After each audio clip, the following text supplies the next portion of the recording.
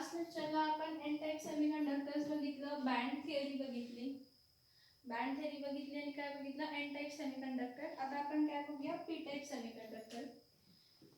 आता तुम्ही मला स्वतः सांगू शकता पी टाइप सेमीकंडक्टर म्हणजे काय असेल रे? सेमीकंडक्टर जो की कंडक्टिंग झालाय पण पॉझिटिव्ह चार्जमुळे. सेमीकंडक्टर जो की कंडक्टिंग झालाय पण कसल्या चार्जमुळे कंडक्टिंग झालाय? तर पॉझिटिव्ह चार्जमुळे काय झालेला आहे? तर कंडक्टिंग झालेला आहे. आता इथे बघा पी टाइप सेमीकंडक्टर्स मध्ये P type semiconductors are those semiconductors in this semiconductor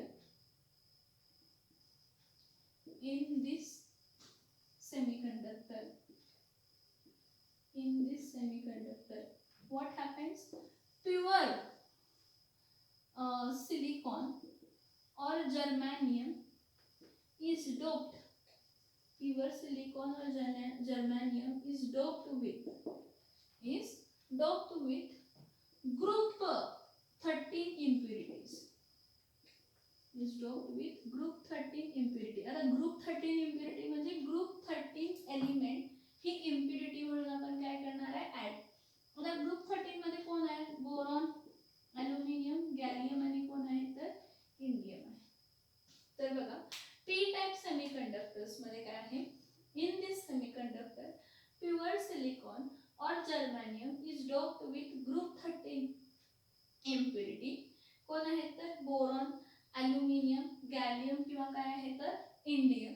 okay, ह्यामध्ये काय होतं बघा, ग्रुप 13 म्हणजे त्याची व्हॅलेन्सी काय असणार आहे? 3 असणार आहे. ग्रुप 13 आहे म्हणजे त्याची व्हॅलेन्सी काय असणार आहे? 3 असणार आहे.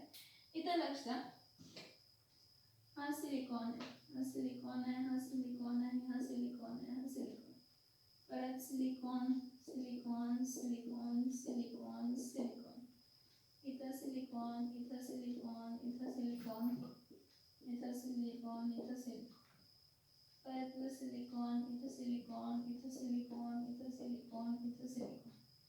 एका सिलिकॉनची व्हॅलेन्सी किती असते? 4. एका सिलिकॉनची व्हॅलेन्सी किती असते? तर 4 असते. एका सिलिकॉनची व्हॅलेन्सी किती असते? 4 असते. कारण का? तर तो कोणत्या ग्रुपला बिलॉंग करतो? ग्रुप 14. कोणत्या ग्रुपला बिलॉंग करतो? ग्रुप 14.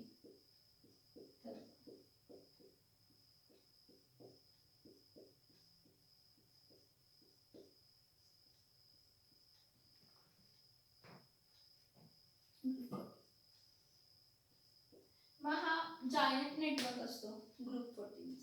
ठीक आहे. मग इथं काय असणार आहे? सिलिकॉनची व्हॅलेन्सी 4, सिलिकॉनची व्हॅलेन्सी 4, सिलिकॉनची व्हॅलेन्सी 4, सिलिकॉनची व्हॅलेन्सी 4. हे जे रेड न दाखवते ते इलेक्ट्रॉन्स दाखवते. ओके, सिलिकॉनची व्हॅलेन्सी 4, सिलिकॉनची व्हॅलेन्सी 4, सिलिकॉनची व्हॅलेन्सी 4, ची व्हॅलेन्सी 4.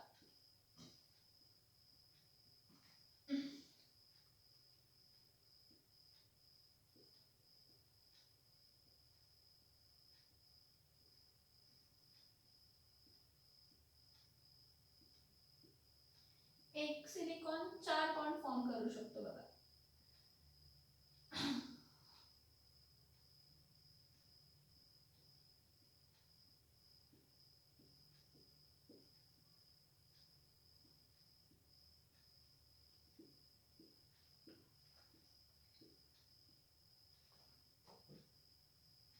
ओके, एका सिलिकॉनची व्हॅलेन्सी किती आहे? 4 आहे. तर पी टाइप सेमीकंडक्टर मध्ये काय म्हटलंय? In this type semiconductor pure silicon आणि germanium is doped with group 13. कोणाबरोबर डोप केली जाते? ग्रुप 13. आता ग्रुप 13 कोण आहे? Boron, aluminium, gallium. मी बोरॉन घेते. त्या बोरॉनची व्हॅलेन्सी किती आहे? 3. ग्रुप 13 म्हणजे व्हॅलेन्सी किती आली? तर 3 आली. तर इथं मी म्हणते की लाखो कॉन्स्टिट्यूएंट पार्टिकल्स आहेत, त्या लाखोमध्ये 100 कॉन्स्टिट्यूएंट पार्टिकल बोरॉनचे ऍड केले तर 100 सिलिकॉन 100 बोरॉनने काय झाले? रिप्लेस झाले. इथे काहीतरी रिप्लेस झाला कन्सिडर करा आणि इथं बोरॉन रिप्लेस झाला कन्सिडर. आता काय होतं, बोरॉनची व्हॅलेन्सी किती आहे 3 आहे ना. बोरॉनची व्हॅलेन्सी 3 आहे त्यामुळे काय होतात, हा 1 हा 1 हा 3. ठीक आहे. हा बॉन्ड फॉर्म होतच नाही कारण त्याची व्हॅलेन्सी 3 आहे ना. 3 बॉन्ड फॉर्म होणार, चौथा इलेक्ट्रॉन नाही. मग इथं आपण असं म्हणतो की होल क्रिएट झालाय, म्हणजे जो की बॉन्ड फॉर्म झालेला नाहीये. ठीक आहे. परत एकदा हा इथं हा एक बॉन्ड फॉर्म जातोय, हा दुसरा बॉन्ड फॉर्म करतोय, हा तिसरा बॉन्ड फॉर्म करतोय, चौथा बॉन्ड तो फॉर्म करू शकत नाही कारण बोरॉनची व्हॅलेन्सी किती आहे 3 आहे. बोरॉनची व्हॅलेन्सी किती आहे तर 3. तर नेक्स्ट इथंपर्यंत बघा. हा इथं एक बॉन्ड फॉर्म करेल, इथं एक बॉन्ड फॉर्म करेल, इथं एक बॉन्ड फॉर्म करेल, पण इथं बॉन्ड फॉर्म करणार नाही कारण बोरॉनची व्हॅलेन्सी किती आहे 3. म्हणजे चौथा बॉन्ड फॉर्म झाला नाही. जो चौथा बॉन्ड फॉर्म झाला नाही तो तिथं आपण काय म्हणतो, तो जो बॉन्ड फॉर्म झाला नाही तिथला जो आहे तो होल क्रिएट झाला म्हणून म्हणतो आपण. काय क्रिएट झाला म्हणून म्हणतो, होल क्रिएट झाला. काय क्रिएट झाला म्हणून म्हणतो आपण त्याला होल. आणि जर बॉन्ड्स मधले जे इलेक्ट्रॉन्स आहेत ते इलेक्ट्रॉन्स आहेत, ते निगेटिव्हली चार्ज आहेत, म्हणजे तो बॉन्ड फॉर्म झाला नाही, तो होल आहे आणि तो होल काय कन्सिडर करूया, निगेटिव्ह नाहीये म्हणजे तो काय कन्सिडर करूया पॉझिटिव्हली चार्ज आहे. निगेटिव्ह नाहीये म्हणजे तो कसला चार्ज आहे तर पॉझिटिव्हली चार्ज आहे. बघा मी काय म्हटलं, निगेटिव्ह नाही आहे म्हणजे तो कसा चार्ज आहे कन्सिडर करा पॉझिटिव्हली चार्ज. आता काय करतो हा पॉझिटिव्हली चार्ज होल, काय करतो नियर बाय एरिया मधले विन्सिटी, नियर बाय विन्सिटी नियर बाय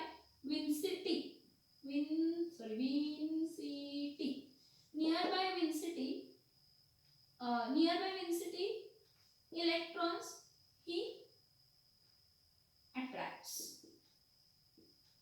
तो होल काय करतो, जो होल आहे hole what he do hole attracts the near by विन्सिटी electrons. जवळच्या इलेक्ट्रॉन्सला काय करतो अट्रॅक्ट करतो. म्हणजे काय होतो की हा आहे की नाही, हा इलेक्ट्रॉन इथं शिफ्ट हा इलेक्ट्रॉन हा होल काय करतो, हा इलेक्ट्रॉन अट्रॅक्ट करतो कारण हा पॉझिटिव्ह आपण कन्सिडर करा आणि हा काय निगेटिव्ह. मग जर हा इथं अट्रॅक्ट होत असेल तर इथं काय येणार आहे इलेक्ट्रॉन येणार आहे आणि इथला इलेक्ट्रॉन गेला म्हणजे हा बॉन्ड फॉर्म झाला आणि हा बॉन्ड फॉर्म झाला आणि इथं काय आला होल आला. परत हा होल काय करणार जवळच्या इलेक्ट्रॉनला बोलवणार, जवळच्या इलेक्ट्रॉनला बोलवलं म्हणजे हा इलेक्ट्रॉन परत इकडे गेला म्हणजे हा इलेक्ट्रॉन इथं आला आणि इथं होल क्रिएट झाला म्हणजे हा बॉन्ड झाला ब्रेक आणि हा बॉन्ड काय झाला फॉर्म. आता हा जो होल काय करतो पॉझिटिव्हली चार्ज कन्सिडर करतो, ज्या होलला आपण पॉझिटिव्हली चार्ज कन्सिडर करतो तो पॉझिटिव्हली चार्ज होल काय करतो जवळच्या विन्सिटी मधल्या इलेक्ट्रॉन्सना अट्रॅक्ट करतो आणि त्या होल्स मध्ये इलेक्ट्रॉन येऊन बसतात. पण जेव्हा ते इलेक्ट्रॉन्स त्या होल्स मध्ये येऊन बसतात तर इलेक्ट्रॉन्स फ्लो झाले ना, त्या एरियामध्ये का नाही इलेक्ट्रॉन्स काय झाले फ्लो झाले. पण इलेक्ट्रॉन्स का फ्लो झाले तर पॉझिटिव्ह होल क्रिएट झालेला म्हणून. हे बघा इथं कसं झालं, इथेही तसं होणार, इथेही तसं होणार. नियर बाय विन्सिटी मधले इलेक्ट्रॉन्सला तो अट्रॅक्ट करणार आहे. मग ज्या डिरेक्शनला इलेक्ट्रॉन पेअर्स मूव्ह होतात त्याच्या अपोजिट डिरेक्शनला होल्स मूव्ह होतात. ज्या डिरेक्शनला इलेक्ट्रॉन मूव्ह होतात म्हणजे बघा की हा इलेक्ट्रॉन जर इथं आला तर ही डिरेक्शन इलेक्ट्रॉनची आहे, ह्याची अपोजिट होलची डिरेक्शन अपोजिट झाली ना. जर इथे लक्ष द्या बघा हा होल आहे आणि हा इलेक्ट्रॉन आहे ठीक आहे. जर हे बघा हा होल इथं गेला पण इलेक्ट्रॉन ह्या डिरेक्शनला आला, अपोजिट डिरेक्शन आहे ना, म्हणजे इलेक्ट्रॉन इथे येतो आणि होल इथे येतो. समजते, म्हणजे अपोजिट डिरेक्शनला मूव्ह होतात. होल एका डिरेक्शनला मूव्ह व्हायला लागतो आणि इलेक्ट्रॉन दुसऱ्या डिरेक्शनला अपोजिट डिरेक्शनला मूव्हमेंट होते. पण जे काही फ्लो ऑफ इलेक्ट्रॉन झाले अपोजिट डिरेक्शन ऑफ होलमुळे झाले. कोण आहे होल पॉझिटिव्हली चार्ज होल. मग त्या पॉझिटिव्हली चार्ज होलमुळे फ्लो ऑफ इलेक्ट्रॉन्स होतोय सिस्टीम मध्ये. मग मी म्हटलं की लाख मधले 100 बोरॉन आहेत ना, 100 बोरॉनचे 100 इलेक्ट्रॉन पेअर्स मध्ये असे मूव्ह होणार आहे. होल ज्या डिरेक्शनला आहे त्याच्या अपोजिट डिरेक्शनला इलेक्ट्रॉन मूव्ह होणार. ज्या डिरेक्शनला होल मूव्ह होतोय त्याच्या अपोजिट डिरेक्शनला कोण मूव्ह होणार आहे तर इलेक्ट्रॉन्स. मग त्यामुळे इलेक्ट्रॉन्स फिरलेच ना, मग इलेक्ट्रॉन्स फिरतायत म्हणजे ते कंडक्टिंग होणार. पण कंडक्टिंग कशामुळे झाले? पॉझिटिव्हली चार्ज होलमुळे. आणि पॉझिटिव्हली चार्ज होलमुळे झाले म्हणून त्याला आपण काय म्हणतो? P type semi conductor. म्हणून आपण त्याला काय म्हणतो? P type semi conductor. लक्षात येते का मी काय म्हटलं? मी काय काय म्हटलं ते लक्षात येते का बघा? मी काय काय म्हटलं ते लक्षात येते का बघा? इथं लक्षात मी काय म्हटलं की p-type semiconductor is that semiconductor in which pure semiconductor is doped with the impurity of group 13. म्हणजे ग्रुप 13 एलिमेंट आपण इम्प्युरिटी म्हणून घेतो. पण ग्रुप 13 एलिमेंटची व्हॅलेन्सी किती आहे? 3. म्हणजे तो बॉन्ड फॉर्म करताना किती जणांवर बॉन्ड फॉर्म करणार आहे? 3 बरोबर. चौथा बॉन्ड तो फॉर्म करत नाही. चौथा बॉन्ड फॉर्म करत नाही म्हणून तिथं काय क्रिएट होतं तर होल क्रिएट होतो. आणि हा होल पॉझिटिव्हली चार्ज आहे म्हणून तो नेगेटिव्हली चार्ज इलेक्ट्रॉन्सला काय करतो? अट्रॅक्ट करतो. मग काय होतो? हा पॉझिटिव्हली चार्ज होल ह्या डिरेक्शनला मूव्ह होतो आणि इलेक्ट्रॉन ह्या डिरेक्शनला मूव्ह होतो. म्हणजे ज्या डिरेक्शनला होल मूव्ह होतोय त्याच्या अपोजिट डिरेक्शनला इलेक्ट्रॉन मूव्ह होतोय. आणि मूवमेंट झाली ना इलेक्ट्रॉन्समुळे. पण मूवमेंट इलेक्ट्रॉन्सची झाली, पण का झाली? पॉझिटिव्हली चार्ज्ड होलमुळे झाली. म्हणून ह्या टाइप ऑफ सेमीकंडक्टर्सला काय म्हणतो तर पी टाइप सेमीकंडक्टर्स. काय म्हणतो आपण ह्याला? P type semiconductor. समजते का बघा हे कन्सेप्ट? हा पॉइंट समजतोय का बघा?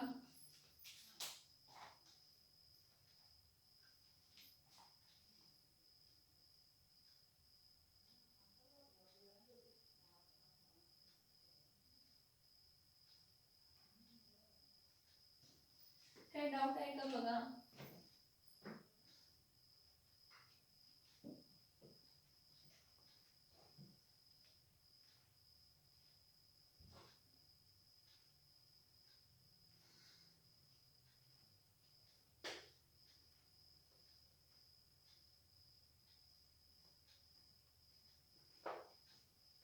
आता टॉपिकचा लास्ट पॉइंट बघूया, magnetic properties of solids.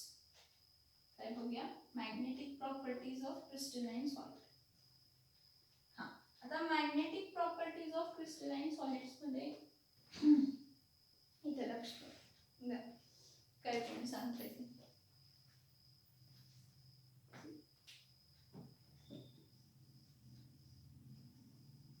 Magnetic properties of crystalline solid. Magnetic property of what? Crystalline solid. आता magnetic property of crystalline solid जेव्हा आपण म्हणतो त्यावेळी एक पॉइंट बघा. काय त्यामध्ये एक पॉइंट बघा काय असतं? जेव्हा कधी आपण इलेक्ट्रॉन घेतो, हा इलेक्ट्रॉन जेव्हा आपण प्लेस करतो तर आपण काय म्हणतो? शेल आहे. शेलच्या आत काय आहे? सब शेल आहे. आणि सब शेलच्या आत काय आहे? सब शेल आहे. आणि त्या सब शेलला आपण काय म्हणतो? हे बघा शेल आहे, शेलच्या आत काय आहे? सब शेल आहे. आणि सब शेलच्या आत काय आहे? Sub shell. आणि त्या सब शेलला आपण काय म्हणतो? ऑर्बिटल. आणि त्या ऑर्बिटल मध्ये एका ऑर्बिटल मध्ये किती इलेक्ट्रॉन बसू शकतात? 2च. एक क्लॉकवाइज रोटेट होतो आणि एक अँटी क्लॉकवाइज रोटेट होतो. एक क्लॉकवाइज रोटेट होतो आणि एक अँटी क्लॉकवाइज रोटेट होतो. तर जर आपण एक ॲटम डोक्यात घेतलं तर काय येतं? सेंटरला न्यूक्लियस आहे, बाहेरच्या शेल्स मध्ये इलेक्ट्रॉन्स आहेत आणि ते इलेक्ट्रॉन्स काय आहेत? About their own axis rotate होत आहेत. अबाउट देअर ओन एक्सिस ते काय होत आहेत? रोटेट होत आहेत. मग when they are rotating about their own axis, okay, तर कायम जे काही इलेक्ट्रॉन्स आहेत, जेव्हा फिलिंग ऑफ इलेक्ट्रॉन्स आपण बघितलं तर पेअर्ड मध्ये होते. म्हणजे तो ऑर्बिटल मध्ये एक क्लॉकवाइज फिरत होता तर एक काय होता? Electron anti clockwise. हे बघा मी काय म्हटलं? इलेक्ट्रॉन इन अन ऑर्बिटल एका ऑर्बिटल मध्ये किती इलेक्ट्रॉन असतात? 2च बसू शकतात, असतातच नाही, 2 बसू शकतात. त्यामधला एक क्लॉकवाईज फिरतो आणि एक काय फिरतो? अँटी क्लॉकवाईज फिरतो. तर जर तो एकाच डिरेक्शनला फिरत आहे, दुसरा इलेक्ट्रॉन नाही, फक्त क्लॉकवाईजच फिरत असेल, तर तो काहीतरी अट्रॅक्ट करणार स्वतःकडे. एकाच डिरेक्शनला जेव्हा मुवमेंट, सायक्लोन बघा, जेव्हा कंटिन्युअसली फिरत असतो तर सगळ्या गोष्टीला अट्रॅक्ट करत असतो. म्हणजे काय झालं? अट्रॅक्शन झालं. हेच आहे इथं की जेव्हा एखादा इलेक्ट्रॉन रिव्हॉल्व होत असतो त्यावेळी काय करतो? On axis, about his on axis तो स्पिन होत असतो, त्यावेळी तो दुसऱ्या सबस्टन्सला अट्रॅक्ट करतो. आणि that is magnetic property of a substance which is due two electrons spin, which is due two electrons spin. आता तो इलेक्ट्रॉनचा स्पिन बॅलन्स आहे का अनबॅलन्स्ड आहे ते बघायला पाहिजे. इलेक्ट्रॉनचा स्पिन बॅलन्स आहे का अनबॅलन्स्ड आहे ते बघायला पाहिजे. आता काय बघा, शेल आहे, ओके शेल आहे, शेलच्या आत काय आहे? सबशेल आहे, सबशेलच्या आत काय आहे? सब सबशेल आहे. आणि ते सब सबशेल कसे आहेत? एक एस आहे ते डिरेक्शनलेस आहे, px along x axis आहे, py along y axis आहे, pz along z axis आहे, pxy आहे, pxy प्लेन मध्ये आहे, pxy आहे ती कसल्या प्लेन मध्ये आहे? तर xy प्लेन मध्ये आहे. तसंच pyz आहे, सॉरी dxy आहे ती xy प्लेन मध्ये आहे, dyz ऑर्बिटल आहे yz प्लेन मध्ये इलेक्ट्रॉन्स रिव्हॉल्व होत आहेत. तर हे सगळं अरेंजमेंट आहे आणि ह्या ऑर्बिटल्स मध्ये इलेक्ट्रॉन्स मूव्ह होत आहेत. एवढंच लक्षात ठेवा की जर हे ऑर्बिटल्स, ह्या ऑर्बिटल मधले जे इलेक्ट्रॉन्स आहेत जर ते पेअर्ड असतील तर ते मॅग्नेटिझम दाखवणार नाहीत, कारण क्लॉकवाईज रोटेशनला अँटी क्लॉकवाईज रोटेशन बॅलन्स करतोय. क्लॉकवाईज रोटेशनला अँटी क्लॉकवाईज रोटेशन काय करतोय? बॅलन्स करतोय. पण काय? जर ते अनबॅलन्स्ड असतील, पण जर ते काय असतील? अनबॅलन्स्ड असतील तर कोणत्याही एकाच क्लॉकवाईज डिरेक्शन मध्ये रोटेट करतोय, दुसऱ्या डिरेक्शनला तो रोटेट करत नाही. म्हणजे त्या ऑर्बिटल मधल्या इलेक्ट्रॉनचं स्पिन बॅलन्स्ड नाहीये.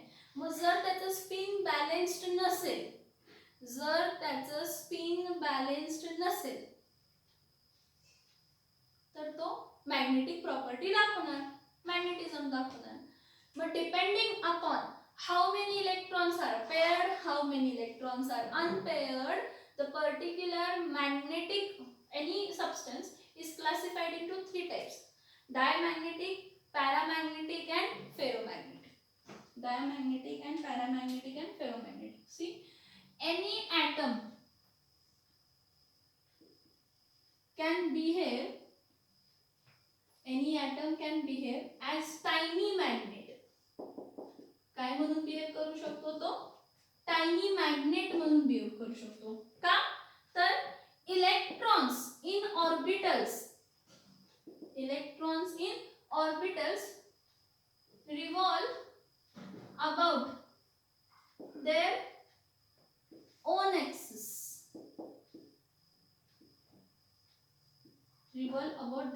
own axis. So an orbital contains maximum how many electrons? An orbital contains maximum 2 electrons. 2 electrons बसू शकतात, असणारच असे नाही. An orbital contains maximum 2 electrons who have opposite spin.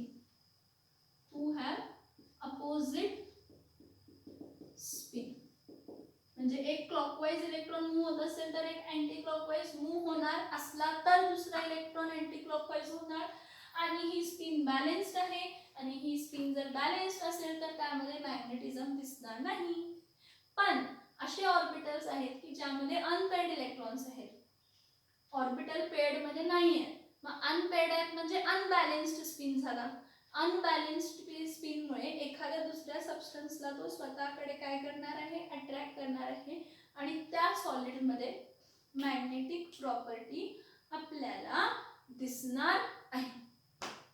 त्या सॉलिडमध्ये मॅग्नेटिक प्रॉपर्टी प्रॉपर्टी आपल्याला दिसणार आहे. लक्षात येते का बघा? बघा हा काय सांगते.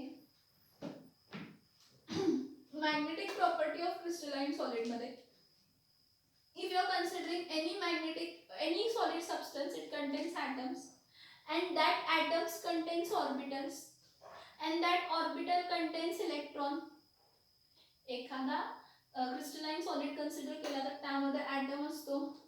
त्या ॲटमच्या मध्ये ॲटम कशाचा बनलाय तर शेल असते, शेलच्या आत काय असते सबशेल असते, सबशेलच्या आत काय असते सबशेल असते आणि त्या सबशेल मध्ये काय असतो इलेक्ट्रॉन असतो आणि तो सबशेल मधला इलेक्ट्रॉन एकतर क्लॉकवाईज रोटेट होत असतो किंवा अँटी क्लॉकवाईज म्हणजे ऑर्बिटल आहे. त्या सबशेल म्हणजे ऑर्बिटल, त्या ऑर्बिटल मध्ये मॅक्झिमम किती इलेक्ट्रॉन बसू शकतात 2. मग असं गरजेचं नाही की सगळ्या ॲटम साठी कायम 2च इलेक्ट्रॉन बाहेर आहेतच, सगळ्या ऑर्बिटल्स मध्ये 2 आहेतच. It depends on number of electrons. कशावर डिपेंड राहतं? नंबर ऑफ इलेक्ट्रॉन्स मध्ये. मग सर तुम्ही एखादा ॲटम घेतला, त्याचा ऑर्बिटल बघितला, हा मग त्याच्या ऑर्बिटल मधल्या बाहेरच्या शेल मधले ऑर्बिटल मधले जे ऑर्बिटल्स आहेत, बाहेरचे ऑर्बिटल्स आहेत, जर बाहेरचे सगळे ऑर्बिटल्स मधले इलेक्ट्रॉन्स पेअर्ड असतील तर ते एक क्लॉकवाईज इलेक्ट्रॉन रोटेट होतोय, एक अँटी क्लॉकवाईज इलेक्ट्रॉन रोटेट होतोय, त्यामुळे स्पिन बॅलन्स होणार आणि स्पिन बॅलन्स झाल्यामुळे तो मॅग्नेटिक प्रॉपर्टी दाखवणार नाही. पण एखादा असा कंपाऊंड आहे की ज्याच्या ॲटम्स मध्ये अनपेअर्ड इलेक्ट्रॉन्स आहेत, म्हणजे एका ऑर्बिटल मध्ये फॉर एक्झाम्पल जर डी जर डी सबशेल कन्सिडर केली तर त्या डी सबशेल मध्ये किती ऑर्बिटल असतात 5. dxy dyz dxz dx2 y2 आणि dz2. तुम्हाला ह्याचं फिलिंग माहित आहे. Filling takes place according to the Aufbau principle, Hund's multiplicity rule. माहित आहे 1 2 3च अनपेअर्ड इलेक्ट्रॉन आहेत त्याच्यात.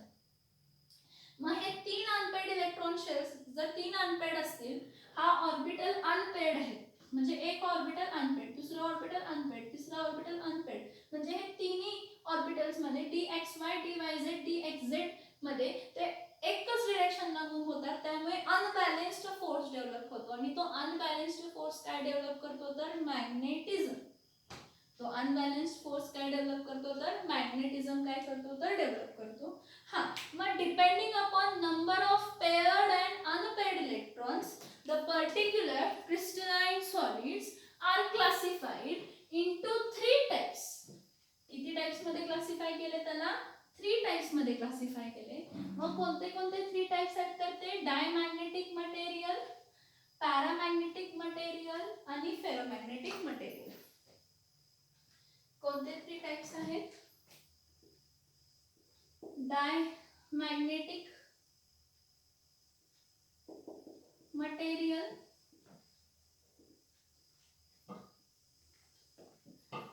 Paramagnetic material, diamagnetic material, paramagnetic material and ferromagnetic material. Diamagnetic material, paramagnetic material and ferromagnetic material. हा जो material compound crystalline solid classify केलाय तो depending upon what classify केलाय तर depending upon the constituent particles in its outermost shell, depending upon the number of depending upon the unpaired और paired electrons.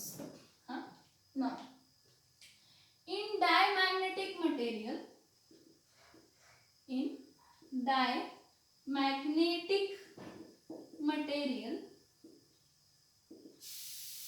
all the outer orbitals, all orbitals, outer असू देत किंवा inner असू देत, all orbitals are completely filled. All orbitals are completely filled. म्हणजे जर s subshell आहे, s subshell मधला ऑर्बिटल आहे, दोन्ही फील आहेत.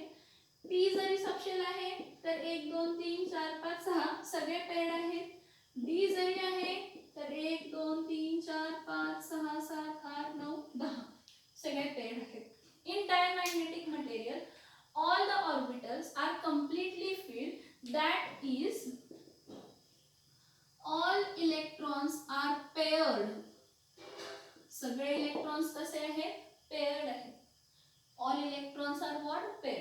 सगळे इलेक्ट्रॉन जर पेड असतील तर बॅलन्स झाला ना, स्पिन बॅलन्स झाली.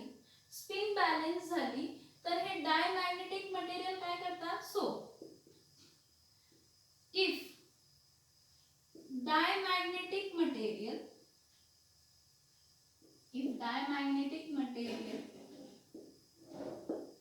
is placed in magnetic field, एखाद्या मॅग्नेटिक फील्ड मध्ये डायमॅग्नेटिक मटेरियल प्लेस केलं तर काय होणार?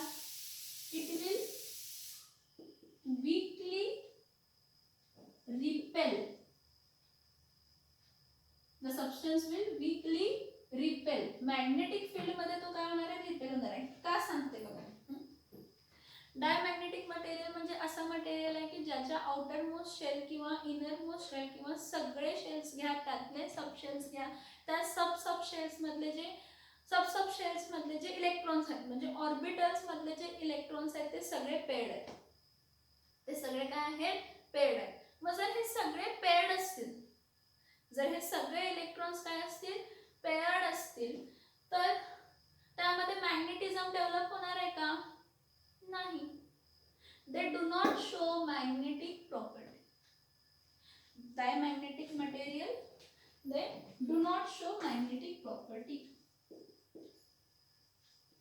दे do not show magnetic property. ते मॅग्नेटिक प्रॉपर्टी दाखवत नाहीत कारण सगळे इलेक्ट्रॉन्स काय आहेत? तर पेअर्ड आहेत. सगळे इलेक्ट्रॉन्स काय आहेत? पेअर्ड आहेत. आता नेक्स्ट बघा. ठीक आहे, आता ह्याचे एक्झाम्पल सांगते. पहिला हे पॉइंट्स बघा. In diamagnetic material all the orbitals completely paired, that is all electrons are paired. त्यामुळे ते मॅग्नेटिक प्रॉपर्टी दाखवत नाही. They do not show magnetic property. जर एखादा डायमॅग्नेटिक मटेरियल प्लेस केला कशामध्ये? मॅग्नेटिक फील्ड मध्ये. कशामध्ये प्लेस केला? मॅग्नेटिक फील्ड मध्ये प्लेस केला. It will weakly repel. तो काय करणार आहे? Weekly repel. म्हणजे मॅग्नेटिक फील्ड, हे बघा, मॅग्नेटिक फील्ड मध्ये जर मी तो सबस्टन्स, हे बघा, ही जर मॅग्नेटिक फील्ड आहे, ह्याच्या अराउंड काहीतरी मॅग्नेटिक फील्ड आहे. ही मॅग्नेटिक फील्ड आहे आणि इथं डायमॅग्नेटिक मटेरियल मी जर इथं ठेवला तर हा इथं असं ठेवला तर हा बाहेर जाणार, बाहेर टाकणार, वीकली रिपेल होणार. मॅग्नेटिक फील्ड मध्ये तो अट्रॅक्ट होणार नाही, रिपेल होणार कारण तो मॅग्नेटिक आहेच नाही. रिपेल होणार कारण तो मॅग्नेटिक आहेच नाही. Means diamagnetic material do not show magnetic property. ह्याचे एक्झाम्पल्स काय आहेत सांगा? N2 सगळे पेअर्ड असतात. H2O आणि आहेत, मी सांगते तुम्हाला. N2 आणि H2O एक आहे आणि सांगते. Next paramagnetic material. In paramagnetic material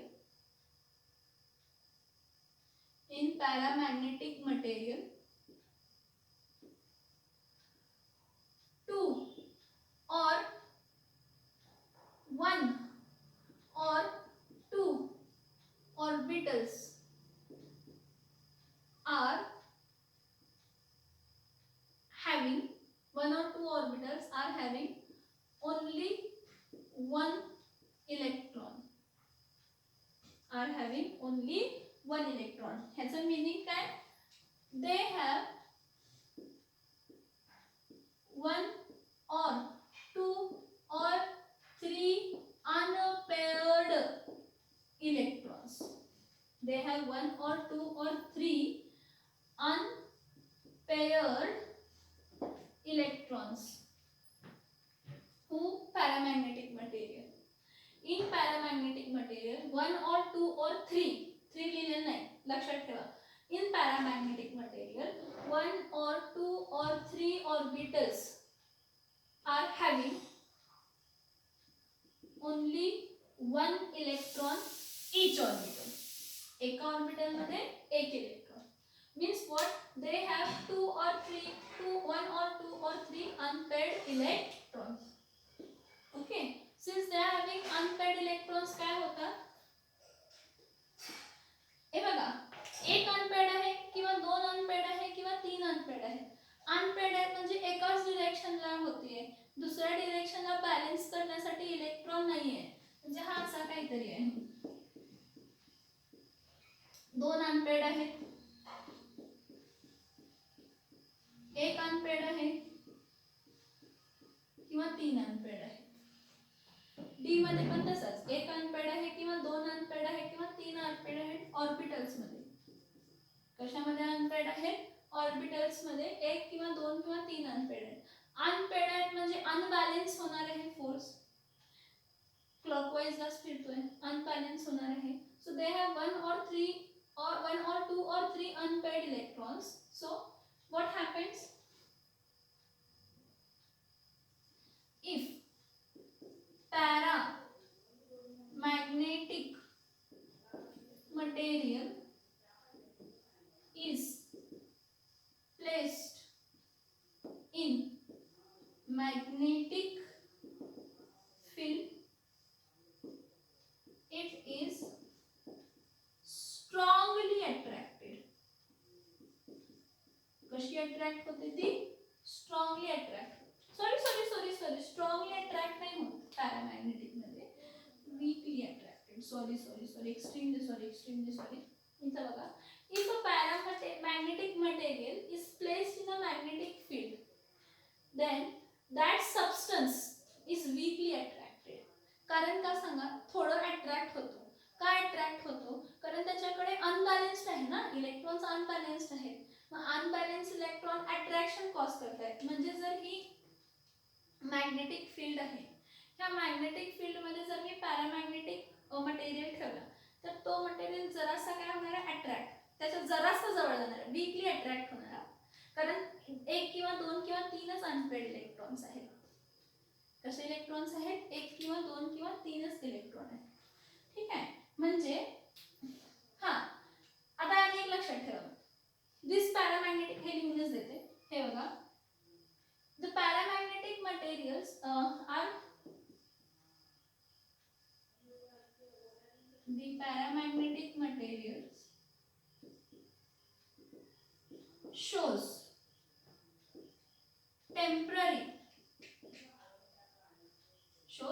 temporary magnetism. काय दाखवतात? टेम्पररी मॅग्नेटिझम दाखवतात. Paramagnetic material shows temporary magnetism means when they are kept in magnetic field. म्हणजे जेव्हा त्याला आपण मॅग्नेटिक फील्ड मध्ये ठेवलंय ना, जेव्हा आपण त्याला मॅग्नेटिक फील्ड मध्ये ठेवलंय त्याच वेळी तो अट्रॅक्शन दाखवतो. जर मॅग्नेटिक फील्डच्या बाहेर असेल तर तो मॅग्नेटिझम दाखवणार नाही. म्हणजे paramagnetic materials are not permanent magnets. They do not show permanent magnetism. Example, best example is O2. Best example is O2. See what I am saying? Paramagnetic material shows temporary magnetism when they are kept in a magnetic field. Next, ferromagnetic मध्ये काय असणार आहे सांगा? Ferromagnetic मध्ये काय काय point सांगणार सांगा? In ferromagnetic material, four or more unpaired electrons are present. किती इलेक्ट्रॉन्स असतात? 4 किंवा 4 पेक्षा जास्त अनपेड इलेक्ट्रॉन असतात. ठीक आहे. They are strongly attracted.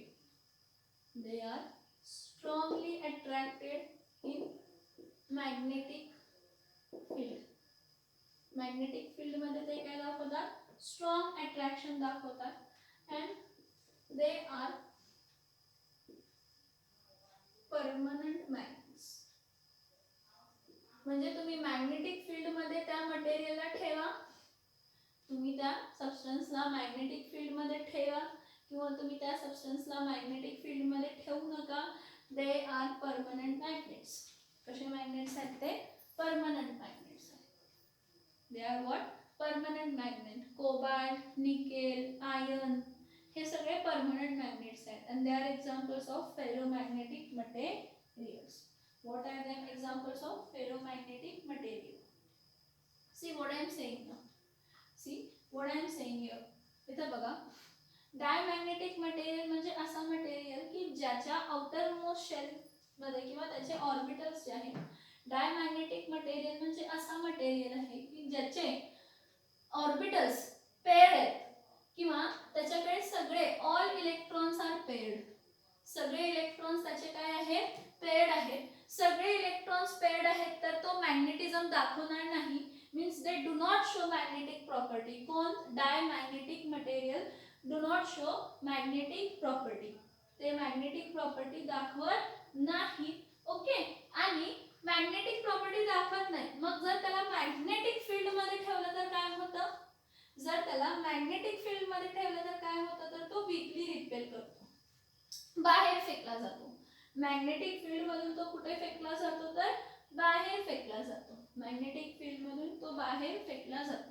हा, ह्याचे एक्झाम्पल्स बघा, ह्याचे एक्झाम्पल्स इम्पॉर्टंट आहेत. N2, F2, H2O and NaCl. हे जे काय आहेत ना, हा मॉलिक्यूल आहे, हा मॉलिक्यूल आहे, हा कंपाऊंड आहे, हा मॉलिक्यूलच आहे, पण हे सेम एलिमेंटचे, हे डिफरंट एलिमेंटचे कंपाऊंड्स आहेत. तर हे सगळे डायमॅग्नेटिक आहेत. जर तुम्ही ह्याचा स्ट्रक्चर ड्रॉ केला तर तुम्हाला सगळे इलेक्ट्रॉन्स पेअर्ड दिसतील. काय दिसतील? सगळे इलेक्ट्रॉन्स काय दिसतील? पेअर्ड दिसतील. हा, आता पॅरामॅग्नेटिक मटेरियल बघा. In paramagnetic material 1 or 2 or 3 unpaired electrons are present. एक किंवा दोन किंवा तीन अनपेअर्ड इलेक्ट्रॉन असतात. जर एक किंवा दोन किंवा तीन अनपेअर्ड इलेक्ट्रॉन असतील ऑर्बिटलचे तर तो पॅरामॅग्नेटिक मटेरियल आहे. पॅरामॅग्नेटिक मटेरियल काय आहे? टेम्पररी मॅग्नेट सारखा बिहेव करतो. कसा बिहेव करतो? टेम्पररी मॅग्नेट सारखा. टेम्पररी मॅग्नेट सारखा म्हणजे काय? जेव्हा त्याला तुम्ही मॅग्नेटिक फील्ड मध्ये ठेवताय त्यावेळी तो मॅग्नेटिझम दाखवतो, बाकीच्या वेळी तो मॅग्नेटिझम दाखवत नाही.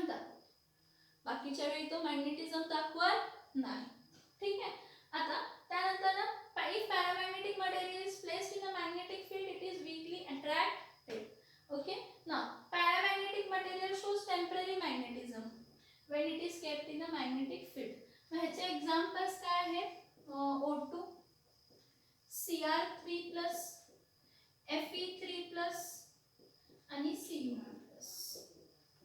O2, Cr3+, Fe3+ आणि Cu2+. ह्याचे एक्झाम्पल्स आहेत पॅरामॅग्नेटिकचे.